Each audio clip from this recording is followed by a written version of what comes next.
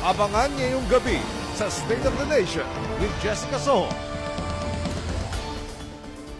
Matapos sabihin ni Pangulong Duterte na hindi niya pipigilang mangisda ang mga Chino sa Recto Bank, giit ni Senior Associate Justice Antonio Carpio, labag yan sa batas. Ilang igurot, nagalit sa biro ni Senator-elect Amy Marcos na papabendisyonan niya sa mga igurot ang minana niyang opisina ni outgoing Senator Antonio Trillanes IV. Sa kabila ng halos araw-araw na pag-ulan, level ng tubig sa Angat Dam patuloy pa rin bumababa. At ramp ng isang gusali sa Cebu, ginawang water slide ng mga kabataang ini-enjoy ang ulan. Lahat ng iyan sa State of the Nation with Jessica Soho, ngayong alas 9 ng gabi, dito sa GMA News TV.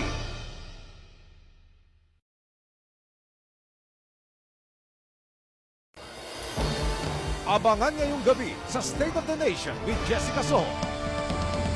Paano kalang ikulong ng hanggang 14 na araw ang isang hinihilalang terorista kahit wala pang naisasampang kaso, bininig sa Senado.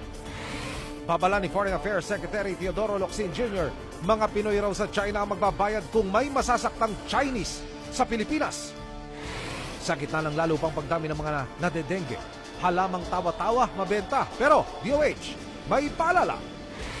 At ang konduktor na nag-ala Spider-Man sa gitna ng siksikan sa bus. Lahat ng iyan sa State of the Nation with Jessica Soho ngayong alas 9 ng gabi dito sa GMA News TV.